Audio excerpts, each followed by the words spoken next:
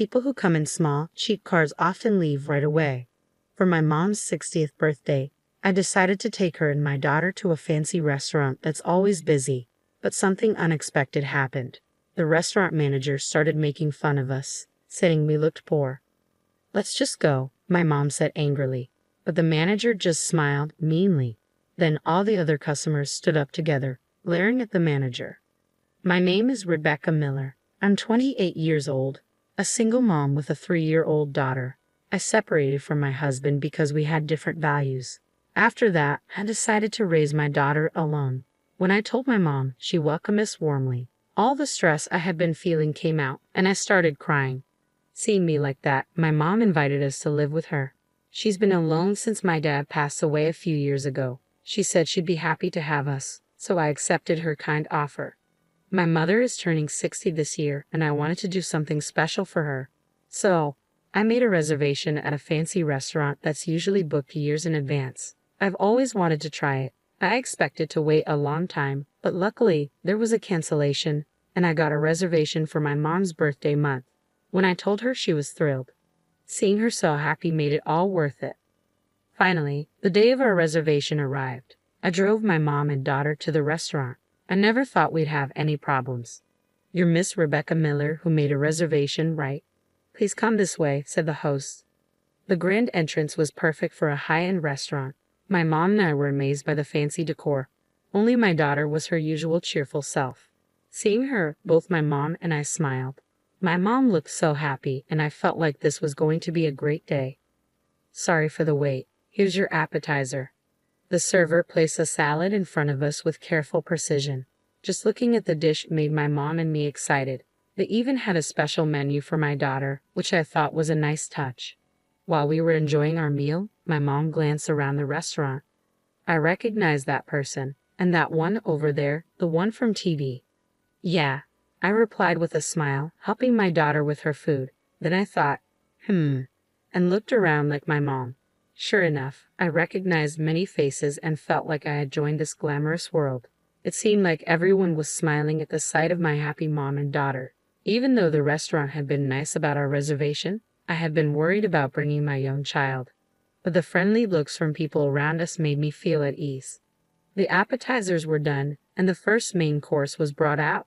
The elegant and lavish presentation made me instinctively take out my phone to snap a photo.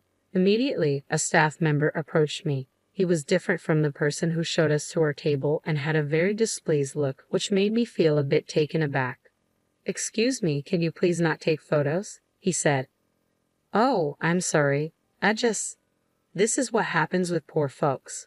Why do we even have people like you in our establishment? Who let you in?" "Huh?" I clearly heard his muttered comment, and it made me feel quite uncomfortable. Trying not to let it show, I looked down, not wanting to dampen my mother's spirits. But as I wrestled with my feelings, my daughter's crying brought me back to reality. She had dropped the bread she was eating on the floor, and her cries echoed in the quiet restaurant. Other patrons started turning their attention to us, and in a panic, I tried to soothe her. But the more I rushed, the less effective I was. That's when the rude staff member approached again. "Ma'am, you're disturbing the other patrons with the noise." "I'm so sorry. I'll calm her down right away." "You shouldn't bring kids to places like this," he said, his sarcasm evident. This time, my mother clearly heard him. She frowned and spoke softly but firmly to the staff member. "Your attitude is what's really tarnishing the reputation of this place." However, her words backfired. The staff's attitude became even more hostile. "You do realize this isn't a place for children, right? I was just letting you know. If you keep making a scene, should I call security?"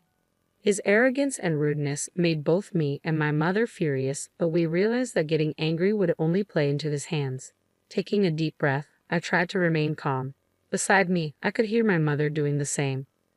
"I truly apologize for the disturbance. My daughter has stopped crying. Can you give us a moment?" I said, trying to diffuse the tension. The staff member stood with his arms crossed, staring at us, clearly waiting for our next move.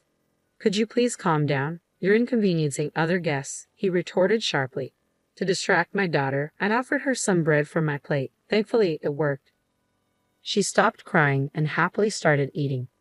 I let out a sigh of relief and shared a glance with my mom, trying once more to apologize to the staff before taking my seat. But instead of easing the situation, the staff looked even more irritated and confronted us again. Do you even understand what I'm saying? I'm telling you to leave. This restaurant is too upscale for you, the staff member insisted, his tone dismissive. But my daughter has calmed down now, I replied, trying to reason with him. She might cry again, right? And each time she does, you'll be disturbing everyone. This is supposed to be a fine dining restaurant. You're ruining the experience for others. We haven't even received half of our meal. We've already paid in advance, and we informed the restaurant about my daughter when we made the reservation. There shouldn't be a problem, I explained, feeling increasingly frustrated. So what? This is exactly why people like you with low standards shouldn't come here. If you keep this up, I'm going to call the manager, he retorted sharply. With that, the disgruntled staff member hurried off to the staff room. My mother and I were left speechless, stunned by his rudeness. How could someone be so disrespectful? Didn't he realize that his attitude was what was truly lowering the restaurant's standards? Despite this being a special celebration for my mother's 60th birthday, my mood was completely ruined. While I had caused a bit of a scene, I knew I couldn't be too confrontational about it. As my mother and I pondered our next move, the earlier staff member returned, this time with a man who appeared to be the manager. When I saw his face, I couldn't help but gasp. It was Daniel Thompson, my middle school classmate. Is that you, Rebecca? Daniel asked, seeming to recognize me. The staff member looked surprised and asked Daniel, do you know her? Feeling a wave of relief, I remembered Daniel as someone who was earnest and cheerful back in school. Though quite reserved, he usually hung out in small groups separate from mine. But I remembered him because he once admitted he liked me. At that time, I was already dating someone else, so I turned him down. Despite that, we talked a few times. I hoped Daniel would address the staff's behavior now. Oh, Rebecca was my classmate, Daniel explained. Then he turned to me and asked, are you sure you should be here? Confused, I replied, what do you mean? I heard the rumor, you're a single mom now, right? People say single moms are usually broke. My restaurant is high-end. It'd be a problem if you said you couldn't pay later, Daniel said with a mocking smile, openly assessing me. His words hit me like a slap. I blinked in disbelief, remembering him as a kind person from our school days. It seemed he had changed a lot. How can you say that? I made a reservation and paid in advance, didn't I? I replied, trying to defend myself. You've always been headstrong, haven't you? Maybe that's why your husband got tired of you. You gotta know how to flatter sometimes, Daniel retorted. What does that have to do with anything? Why does it matter? I asked, feeling hurt and confused by his comments. Isn't that your compact car outside? He added sharply. What if it is? I replied with irritation, taken aback by Daniel's attitude. Daniel chuckled at my response. People who drive compact cars can leave. What? I was genuinely shocked by his statement. Didn't you notice when you parked? No one else here drives a compact car. Everyone's in Mercedes or something similar. Aren't you embarrassed to be so out of place? Daniel continued, looking at me with disdain. His words stung deeply. The Daniel I once knew, who had confessed his feelings for me, seemed to have vanished completely. He now sized us up with contempt. You look downright poor, not fitting for my restaurant. You understand the staff's position, so why don't you just leave? I was growing increasingly irritated by the way we were being treated, as if we were causing a scene and refusing to leave the restaurant. We had made a reservation and paid in advance, so we had every right to dine there. Judging us based on appearances was something I never expected from the Daniel I once knew. But after everything he said, there was no reason for my mom and me to stay. Even if the food was good, we didn't want to be in a place with disrespectful staff and a manager like Daniel. Daniel, you've changed. If this is how you're going to be, we're leaving, I stated firmly. Daniel seemed oddly satisfied with my decision. I'm living the dream. I'm definitely better off than you now. Don't think you can just casually call me by my first name. It's a shame you've changed, I replied sadly. Daniel smirked, clearly still holding on to old grudges. That's because you rejected me, making fun of me even though you're not that pretty. Well, at least I'm happier now. Isn't it refreshing? He chuckled and high-fived a staff member nearby, both sharing a laugh. It became clear to me that Daniel's terrible attitude stemmed from being rejected years ago. Say whatever you want. I'm certainly happier than someone who holds onto grudges for so long. I have a wonderful daughter and a kind mother. Let's go, Mom, I retorted confidently. My comeback seemed to amuse Daniel even more, as if he saw me as a sore loser. It frustrated me deeply, but I knew arguing with him now would be pointless. I never expected a former classmate to change so drastically. This day was meant to be a happy celebration. With these thoughts, I picked up my daughter and glanced at my mom. She, too, looked furious as she abruptly stood up. You've mocked my daughter enough. We don't want anything to do with a place like this. As you said, we're leaving. Right, everyone. My mom's declaration rang out loudly, echoing throughout the restaurant. Neither Daniel nor I knew who she was addressing. Then, to our surprise, all the diners who had been enjoying their meals began to stand up and get ready to leave. I was utterly stunned, trying to grasp what was happening. Wait, everyone, what's going on? I apologize for the disturbance. We'll handle these rude individuals right away. Just give us a moment, Daniel exclaimed, trying desperately to stop the diners from leaving. But he was met with cold stares from every direction. Daniel looked visibly flustered, clearly not understanding the sudden turn of events. Two elderly men stepped forward, shouting, "How dare you treat Mrs. Miller like that? We've been coming here for years, but we won't be back." Daniel was left speechless as the reality of the situation sank in. Shouted at, Daniel looked around the restaurant with a fearful expression. Following the lead of the two elderly men, all the other diners started scolding Daniel. They expressed their gratitude towards my mother, thanking her for something I couldn't quite understand. Holding my daughter, I watched in astonishment from the sidelines. The people scolding Daniel were all well-known celebrities, politicians, and clearly wealthy individuals. I was baffled as to why they held my mother in such high regard. Wait, what's going on here? What happened? I asked, trying to make sense of the sudden turn of events.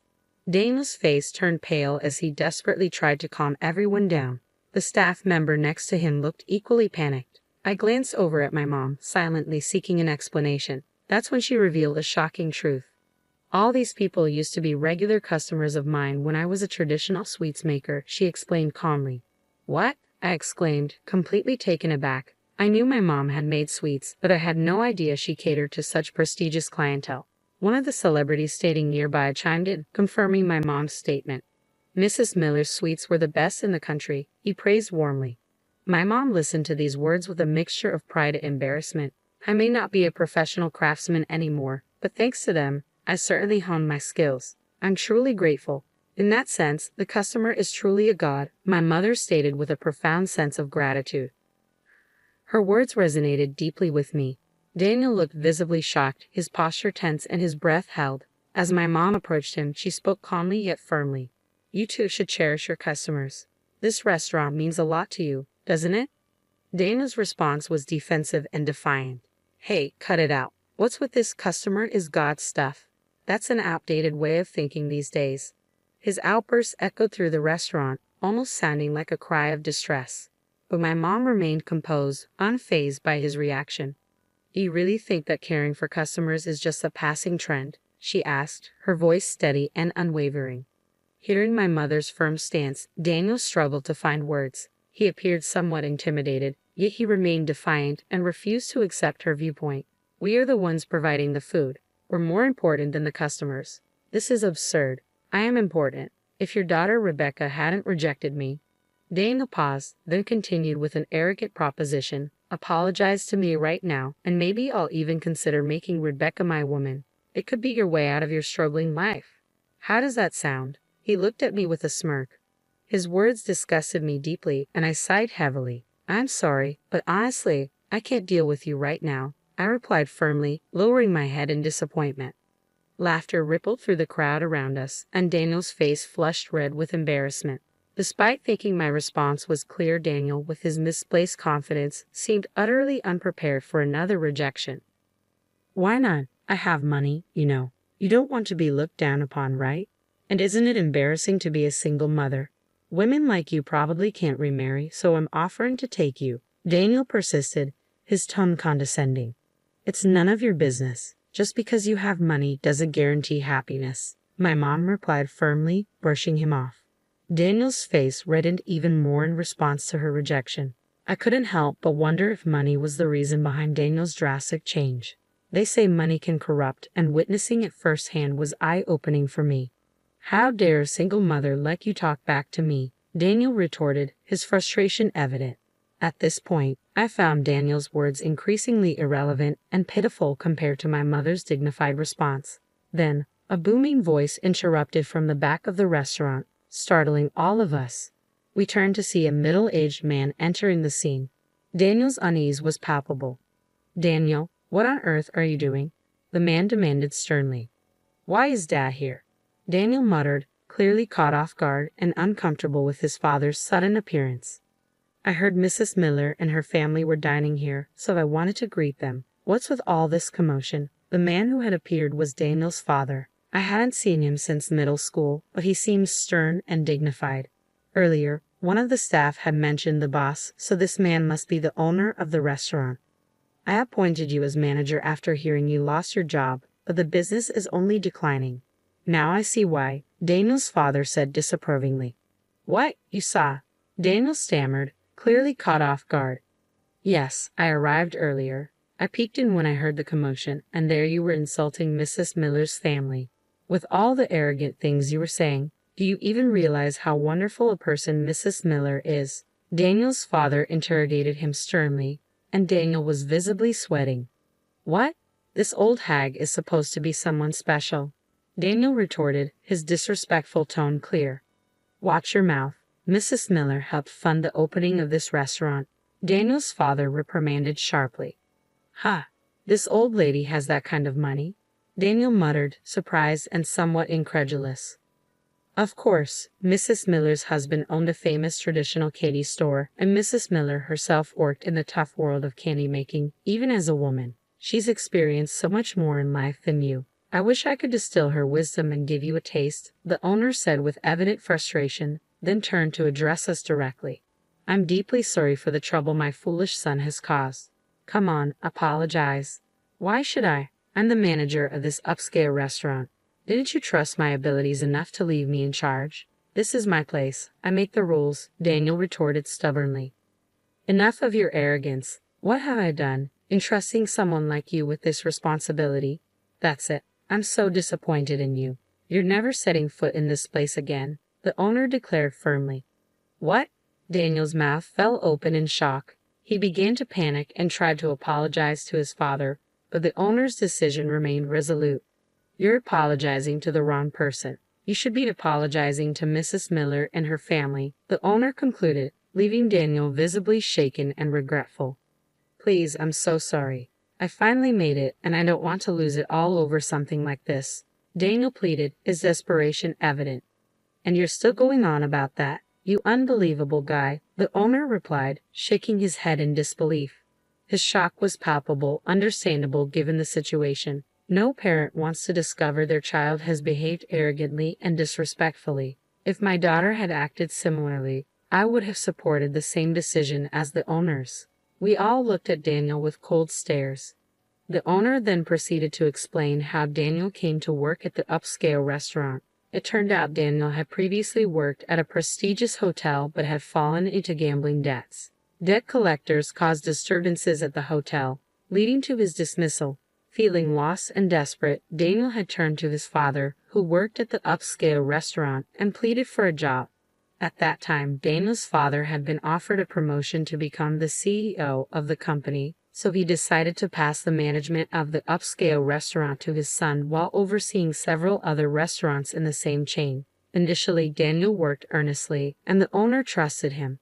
However, over time, sales at Daniel's restaurant began to decline significantly, leaving the owner perplexed about the cause. I've received complaints about Daniel's terrible attitude from the staff, but there was no concrete evidence, and I wanted to believe in him because he's my son. Today, the hope turned into certainty. "It's truly disappointing," the owner said, looking at Daniel with a heavy heart. Daniel appeared stunned, as if the realization had struck him like a bolt of lightning, and he started to apologize desperately. "Dad, please forgive me. I've been trying my best, haven't I? Rebecca, please speak to my dad for me," Daniel pleaded, turning to me for support. "What exactly should I say? We were classmates, remember? For old time's sake, I responded incredulously. After how you acted. You're really something. You truly are the worst, I added, unable to hide my disappointment. Daniel's face fell further upon seeing my disdain. My mother and I were both shocked by his behavior and sighed in response. Following these events, Daniel lost his position as the manager of the upscale restaurant and was disowned by his father, leaving him homeless. It later came to light that Daniel had accrued new debts he had concealed. Despite earning a good salary, he had spent most of it on gambling and had mistreated his staff almost daily.